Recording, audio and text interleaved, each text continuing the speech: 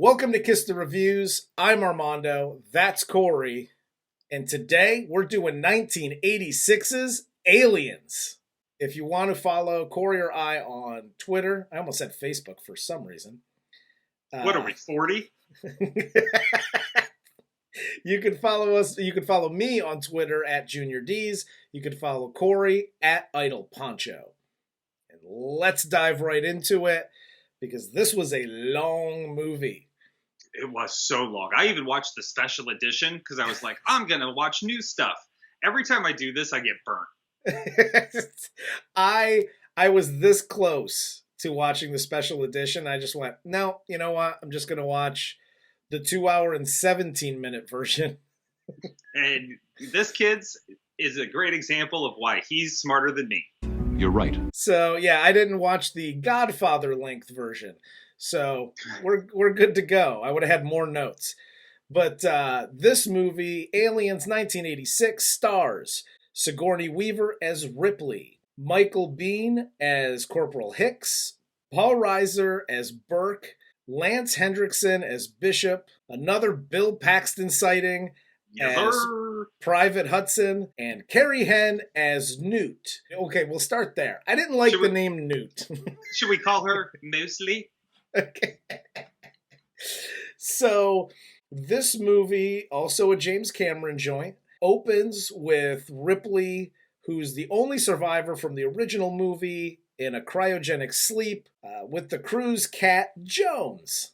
Her ship is intercepted by a salvage vessel. Burke, played by Paul Reiser, tells her that it was blind luck that they even found her. They do a couple things in this movie that kind of make me laugh. Like, so she goes to the medical bay and they're testing her out, making sure she's good. She's having nightmares and that kind of thing.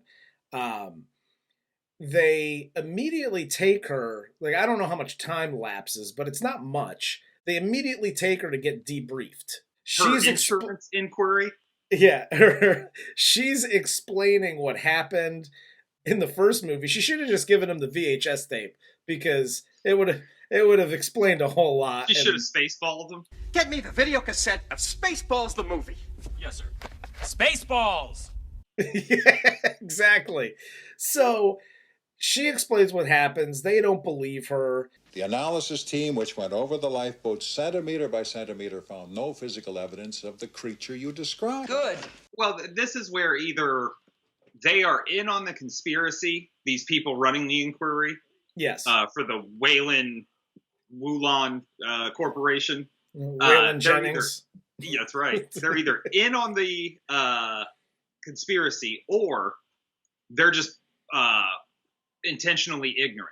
They've been kept out of the loop. Because in the first movie, they were sent there by the company specifically to check out this beacon.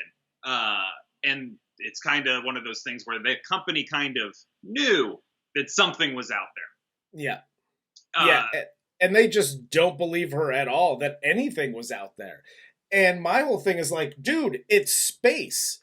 I'm sure you guys have been. They talk about different solar systems and whatnot.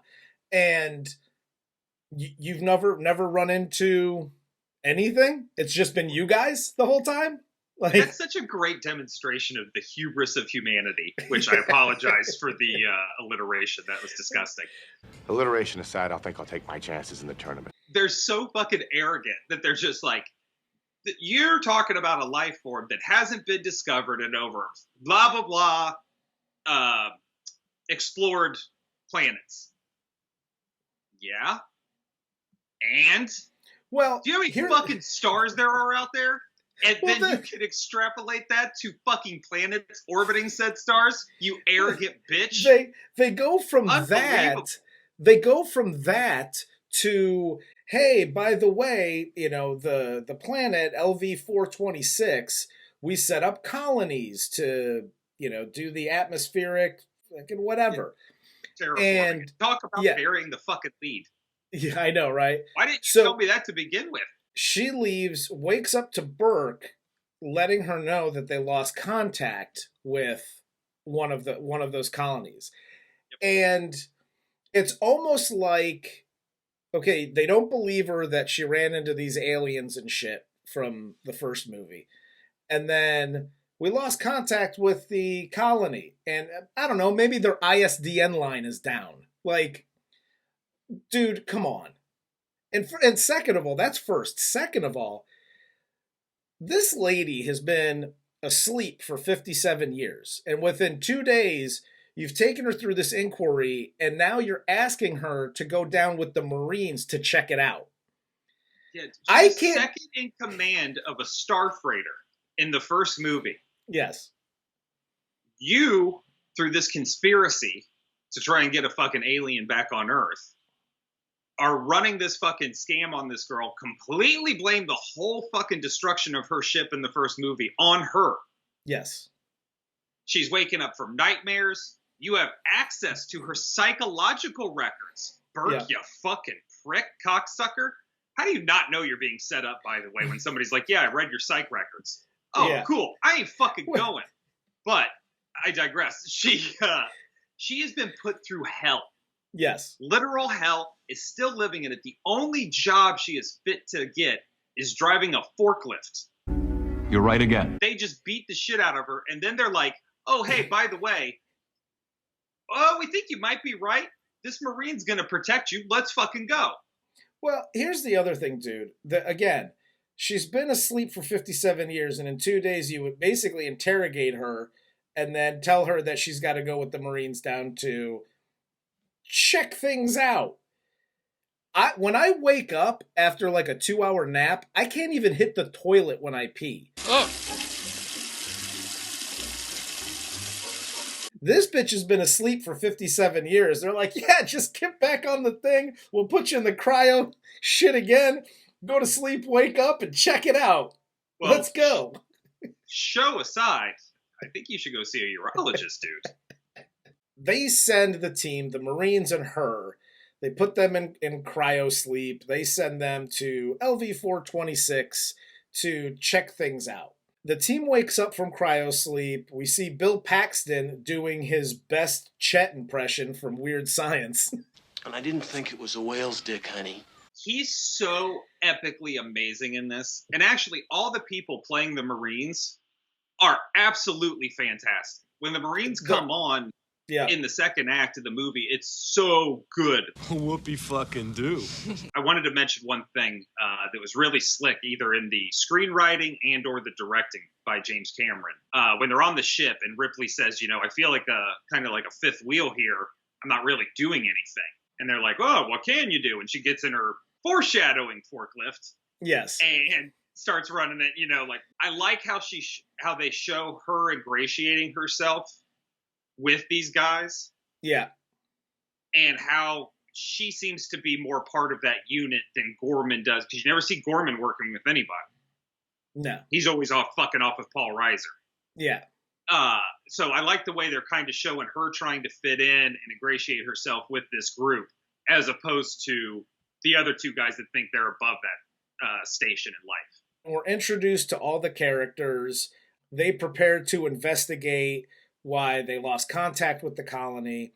They drop and land on LV-426. And before we go any further, I do have to ask our audience, comment down below, please, on who your favorite of the Marine unit is. Mine personally is Vasquez.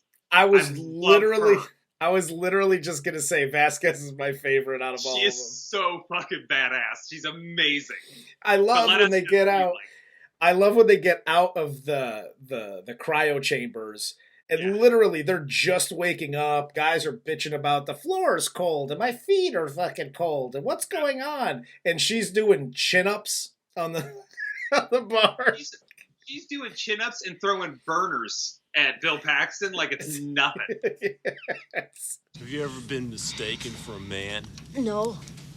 Have you? So they get down to LV-46. The place on the outside looks fine. Inside, the whole place is torn apart. They're in there for 2 minutes, searching around, flashlights all over the place, and they clear it.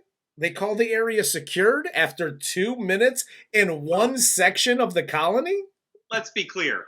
They didn't clear shit. This rat-fucking lieutenant who just graduated and is like, hey, I'm here to lead my men. He cleared it. He's a fucking idiot. Yes. Let's just be... And I think, and this is part of, I think in the story, and again, comment below if I'm wrong, because I know there's huge fans that know all about this movie. Yeah. And I'm like just touching the surface on a lot of this stuff. But again, the company intentionally got this specific Marine squad to go do it because they weren't great. They were kind of the fuck-ups. Is the way it was kind of shit. Like they're sending the young lieutenant who doesn't know how to lead his men. They're sending this kind of ragtag group into a major situation that they know is a problem. Yeah, and they call the area secured. They get into the lab where they find the three face fuckers in the tubes. And I wish that's what they were actually called. They get something on radar. It turns out to be the one sole survivor, the young girl named Rebecca or Newt. Mostly. She obviously has PTSD because she's not speaking. She's been running from aliens for how long? I don't know. And I'm assuming she hasn't eaten either. Well, she's got a bunch of like junk food and shit in the little air conditioning pit she's in. But it seems as though they say during her medical checkup, like when the corpsman checks on her, she says like she's malnourished, dehydrated, but other than that, she's fine. Yeah. Bill Paxton finds the colony people by their chips, and they go check it out. They get to the crew, and they're all, like, gooed to the walls. Like they attended the goddamn Nickelodeon Kids' Choice Awards. It's like snot on the wall, and it's just, super gross. They find one member in the goo that's still alive, and... alive. Hey, we're getting good at this shit. They find one that's alive, and an alien comes out of his chest. All hell breaks loose. The firefight starts. Vasquez starts shooting, even though they were told not to shoot. I love her. First of all, I love her. I love the gun. The rig they have to do, they show it a couple times, like when they're like gearing up in the beginning, and they show her like wailing it and making sure the swivel's working and everything. And then they show Drake later on taking all the shit off when he runs out of ammo. Yep.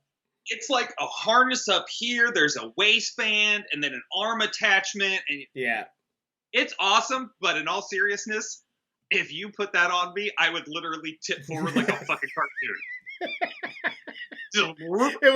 The gun would just be the kickstand, and you just exactly. You just look like a tripod. I'm stuck. So the rest of the crew escapes because during the fight, Gorman panics. Doesn't know what he's doing, and this is where Ripley takes over. She immediately jumps into action because she's a badass, and she jumps in the APC driving to pick up the crew. And I like how Paul Reiser, when she gets in the car, and Gorman's, like, I told him to fall back. First off, everything around the world's getting a little crazy, so here's a free piece of war advice. If you're ever the scout or you're the Overwatch and you want people to retreat or fall back, just say that. Don't be like, I need you to lay down a suppressing fire. No, fall back. Radio communication is sketchy. There's bullets flying around.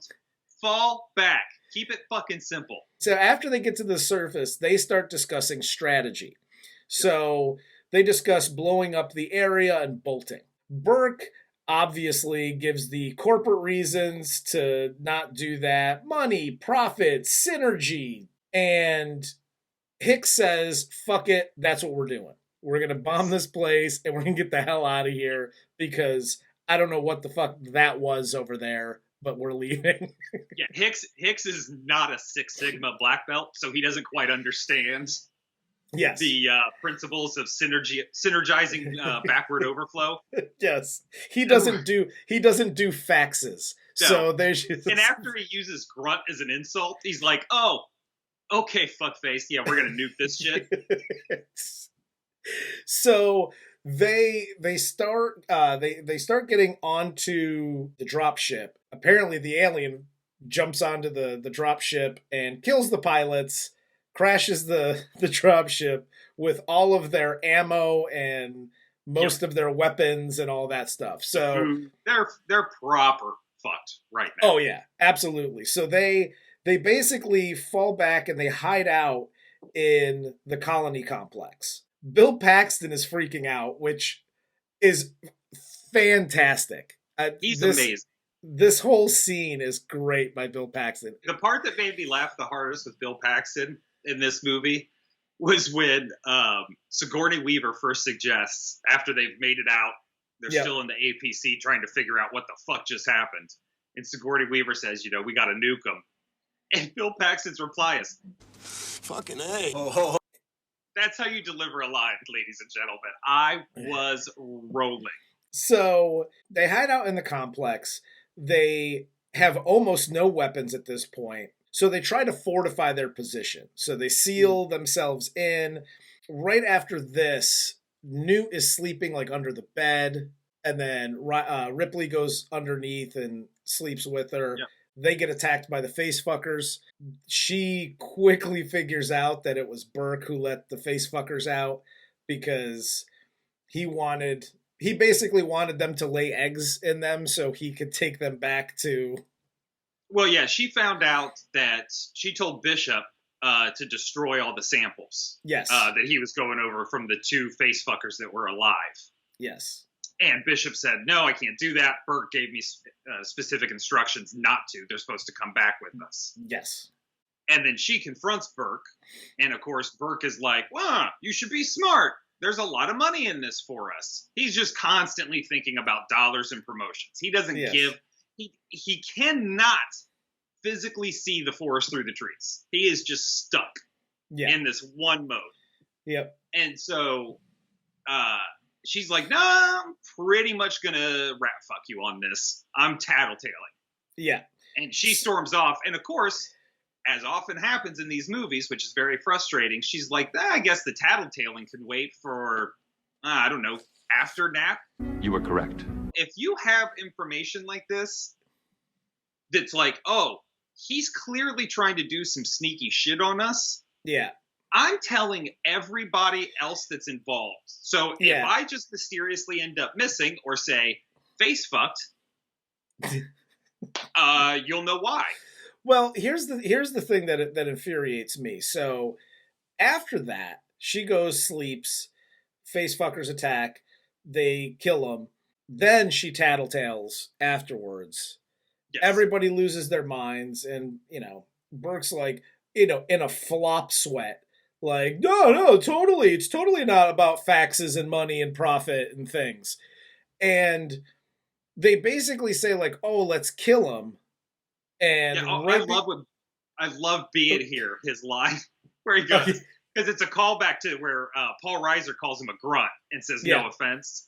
So Biehn goes, "All right, we waste him. No offense." No!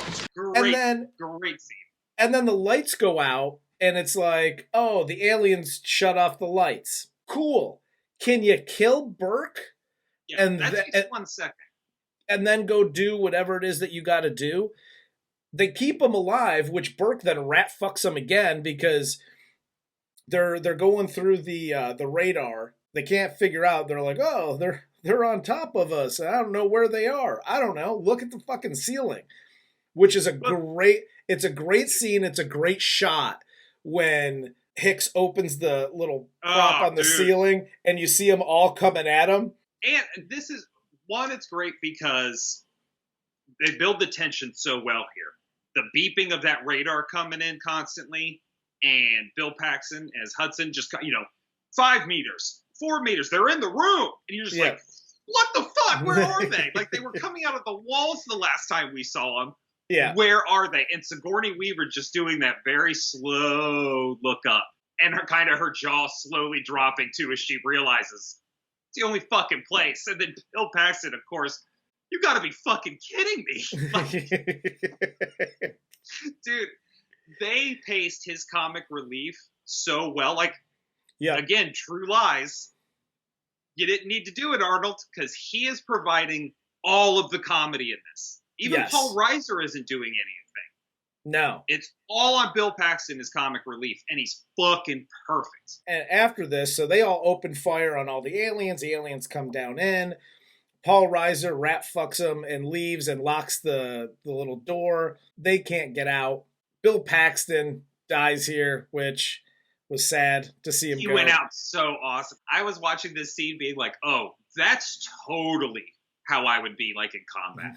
Like, you're so scared. You're just like, fuck you. You want some? Fuck you too. I'm fucking killing all of you. Burke escapes, locks the team in. Bill Paxton gets killed, and then Burke eats it, which, again, for a bad guy in a movie, and even though I was pissed 5 minutes ago that they didn't kill him, it was as the viewer, as the audience, I was so happy, like, why didn't they kill him? Oh, he got killed 5 minutes later by the alien who was just, like, on top of him as soon as he comes through the other door. Like, dope. Love that. So I actually feel bad for the actor who plays Lieutenant Gorman in this, because when they figure out the aliens have cut the power, Sigourney Weaver says, Gorman, watch Burke.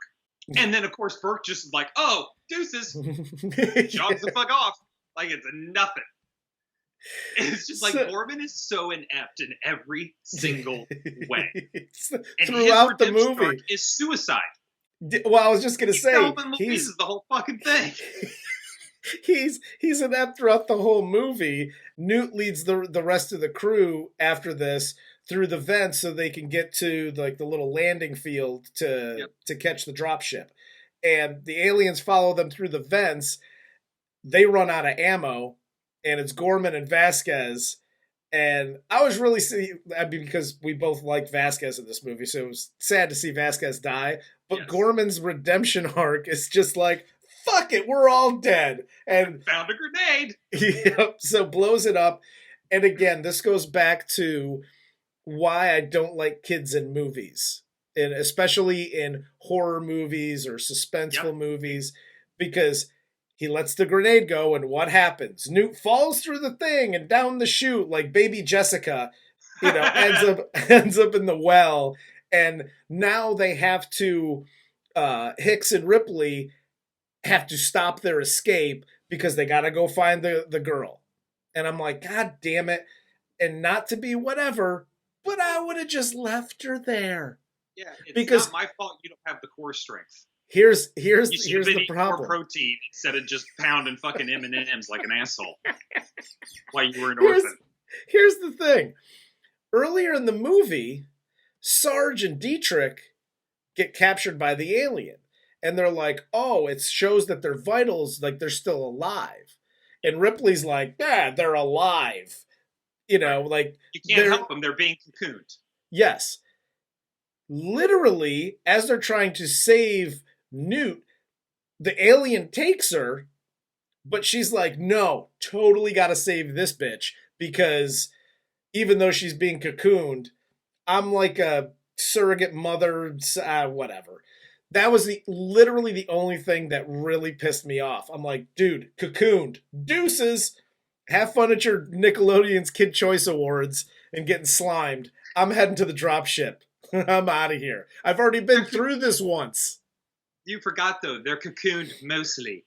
Mostly. One of the top worst lines ever delivered. So bad.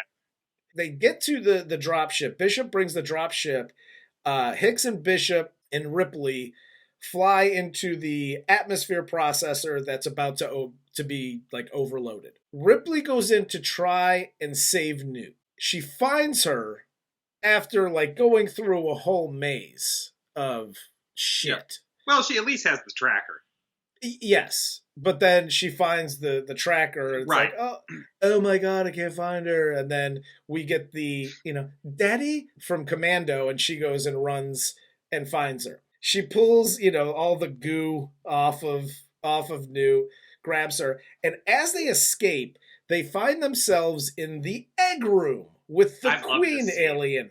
It's a great scene. You have the queen, queen shit alien that's laying the eggs. This is what I don't get.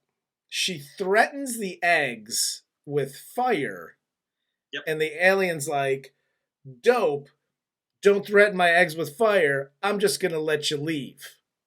And I was just like, leave. So as she backs out, Sigourney Weaver just decides, I'm going to go into badass kill everything mode, lights everything on fire, and they take off. Dude, this is just pure rage and discontent being poured into these eggs. Yes. And it is fantastic. Yes. I love the whole scene. I love, the sentries coming in. Yep. Getting ready to ambush her, and then, of course, her threatening. I like that they show that because it shows that they are intelligent. They're not just like, killing machine. Yeah. Like, they're an intelligent species. They know what the fuck they're doing. Like, they know how to ambush, they know how to fall into these certain, positions. Yeah. It's just great. There's no way. What I like about it, too, is it sets up a situation where, these creatures, going back to the first movie, have just taken everything from her. Yeah. Everything. So her being able to just kind of have that, like, outrage, not like, why don't you save weapons and, some of your bullets because you're going to get followed. She's not thinking about it. There are so many normal human reactions to situations in this movie. It's just great. It makes it so much more believable, and you feel it a lot more. You were right. Bitch, I am scared. I just literally, for 2 movies, I've seen everybody die. I'm just trying to destroy fucking everything, and then I'm bouncing. Okay? And she's not a soldier. That's the most important. She is not a soldier, to quote Tony Stark. She is now by default a soldier, just because she's been thrown into it. She lights everything on fire. The alien rips its girly bits off, from like making the eggs and shit. And did you kind of go, dude, a little bit of throw up in my mouth. Like, not gonna lie. I thought it was gross when Ripley was shooting the grenades into the eggs, and it was like doing the sound. Yeah, and no, then, oh my god. When the queen alien rips its girly bits off, my initial reaction was Seth from Superbad when he gets the blood on his pants. Oh fuck. Oh my god. So they start running, and aliens chasing after them. Bishop shows up just in time to save Ripley and Newt with the dropship, and they fly back to the main ship. Like, they just get away from the alien, and again, one more small thing. Like, the alien takes the elevator. All these aliens have been like crawling through the everything and getting their, making their way through vents and all this other stuff. Yeah. It's like the one alien, like the queen one, who I'm assuming is supposed to be the smartest one out of all of them, is just like, boop. If they had that, it would have been hilarious. Just the alien sitting there waiting for the thing with the elevator music running. They get on the dropship. They head up to the main ship. Yep. And they get off the dropship. They're talking. They didn't realize that the alien had hitched a ride on the back. Yep. And it rips Bishop in half. And again, a great scene, because they're just having a conversation. You think the movie's over. Yep. And the effect of him being ripped in half was amazing. Still to this day. Yeah. Well, the best part, so he's halved, and he's on the ground, and you just see the squirt coming out of out of his torso. His little robot artery is just spewing. So horrible. Newt and Ripley scatter. The alien chases after Ripley, then chases after Newt because Ripley gets away. Ripley comes out in the big like power loader thing. So good. Again, child actors. I just hate the scenes of Newt running back and forth in the grate. Yeah. I found to be very annoying. Like, it just took too long. They spent too much time on that. But I understand why, because they're building up the tension for Sigourney in her GoBot outfit. Yeah, she comes out in the GoBot uniform. Get away from her, you bitch! Get away from her, you bitch, is one of the best lines in movie history. It's iconic. Yeah. And, I mean, I say it all the time to my dogs. I say it to special lady friends that are in my way. I use it ad nauseum. And it's wonderful. Yeah, she delivers the line. They fight. She throws the alien down the airlock, and she tumbles in the airlock with her, or with the alien. She's climbing out, and again, this is a bigger problem that I had. She opens the airlock, alien gets sucked out. She's holding onto it with her arm at the elbow. Yes. And in my head, I'm like, dude, her whole arm would have been ripped apart, and she would have been sucked out of that airlock too. Like, I just thought it would have been a better choice to have her crawl out, hit the button, open the airlock, alien goes out, she shuts the thing, and everything's good. It was a little too dramatic. After all of the, alternate endings that lead up to this point, it's like there's been enough drama and enough action that I'm as the viewer, I'm satisfied. The only really great part about this is when everything's starting to get sucked out and you see Bishop like, oh fuck, I gotta grab onto something. Right. And this is the only thing I could give this an assist on. Like, I tried to figure out how that was possible. Because again, she's getting blown out of there. Yeah. There's no fucking way that's possible. Let alone to climb up while the airlock is on. Yeah. There's no way. The only thing I could figure that they were trying to slide in on us was the ship, because Bishop's on the ground still, Newt, all the materials that's flying out. It's on the ground and sliding. Yeah. So I think the gravity, the artificial gravity on the ship was still on. And that's the only possible explanation for her being able to hold on that's fair. Climb. But again, that's me delivering like a Magic Johnson style assist. I still don't think it adds up. Yeah, because after this, they prepare for deep cryo sleep and you can dream and all that stuff. And, roll credits. All in all, this is such a fantastic movie. Yes. Outside of Sigourney Weaver's haircut, this still stands the test of time. Yes. And I just, if you haven't seen the original or this one, absolutely go out like they're going to Blockbuster. Go to Amazon or go somewhere and rent both of these. Watch the first one, watch this one. The original was 1979, I think. Yes. And then this one was 86. So go watch both of them. They're both still great movies. They both stand up to, to today. But yeah, I love this movie. And again, outside of a couple of tiny issues, super entertaining. Yeah, man, this movie's fantastic. One of my all-time favorites. One of the first movies of this genre I have ever seen. My mother loved this movie because, Sigourney, Ellen Ripley, is a very strong female character. Mostly. She was just a normal woman put into a very extraordinary situation. Well, I'm glad. Being the winner. I'm glad that they didn't give her any of those characteristics where it's like, she's a pushy bitch, but she's the hero it was just like, she's a person. She's a very normal person. Who just happens to, jump into this role as like, I'm fucking saving everybody. And it's a super badass role that that character stands up over the last, whatever, 30, 36 years or whatever. And let me tell you, there are parts of New England, you come up this way, that haircut is still very much in vogue. This is my question for you, because obviously it's October. October on this show means horror movies. nothing but horror movies from here on out. Yep. Alien, the original movie by Ridley Scott, is a horror movie. It's a sci-fi horror movie. Yes. This, to me, seems more like the Terminator style of horror. Like, you can throw it in there if you have to, but it's much more of a sci-fi action movie to me.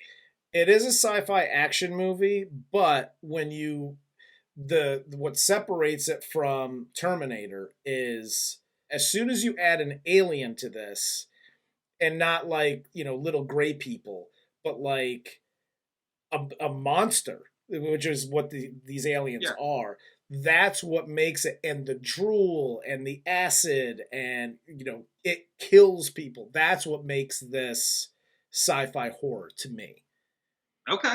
But I do think the second one is more similar to, it takes more traits from Terminator than it does from like the horror genre. Well, and that's kind of where I drew the line, because obviously Cameron did Aliens and he did Terminator. Yes. And it seems as though James Cameron does more action than horror in his movies, where Ridley Scott, his scarier movies seem to be more on that straight horror line. You're right again. Yeah. Comment, please. If somebody told me that it was sci-fi action, I'd agree. If somebody told me it was sci-fi horror, I'd agree. I think it falls under all those categories. So it can be all things. That's how good of a movie this is. Yeah. Is you can actually have this debate and not be wrong. Exactly. Pretty great. This for once. Yeah. But definitely watch the first. If you haven't seen the first one, don't just jump into Aliens. You have to watch them together. Yes, absolutely. But that's all I got. You got anything else for the show? No, what more could we possibly say? I don't know. Well, for Corey, I'm Armando. This is Kiss the Reviews, and this was 1986's Aliens. Twat us on Twitter.